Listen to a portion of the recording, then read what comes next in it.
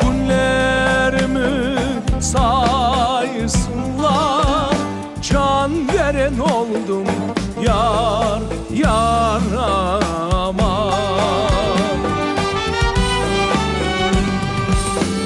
Annem ile kız kardeşim. Вот 6 лет меня хотели забрать в интернат в Москву, в цирковое училище именно Никулино. И в Никулино я не попал, мама не пустила, потому что было мне 6 лет всего лишь, я был совсем маленький. Самое интересное появилось потом в моей жизни, что не было класса ударных инструментов, и я поступил на аккордеон, класс аккордеона, так как папа сказал в то время, что будешь знать гармонию, будешь знать мелодику и так далее.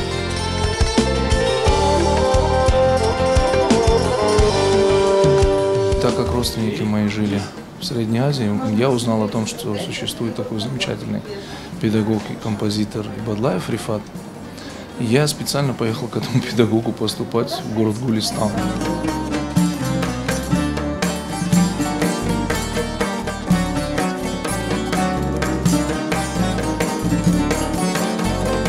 Параллельно Али Алимов и Сервер Керимов предлагают мне возглавить ансамбль Учансу в то время, только образовавшийся, с самого истока, с самого начала, музыкальным оркестром, именно оркестром. И я становлюсь музыкальным руководителем. На тот момент у нас было, собираю группу, 16 человек, мы готовим большую программу. Потом едем в 91 году, первый раз едем в Америку мы.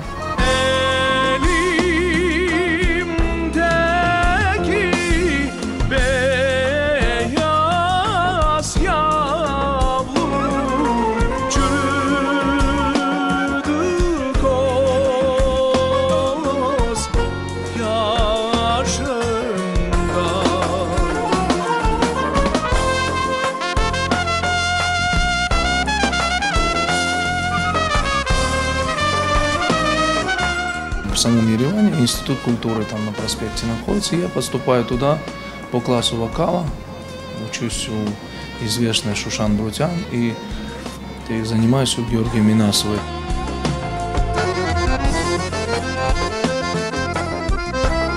Нужно делать обязательно все только лучше. То есть ты должен иметь свое лицо и делать это очень хорошо. Не в зависимости от того, будет ли это хит, будет ли это просто хорошая мелодия.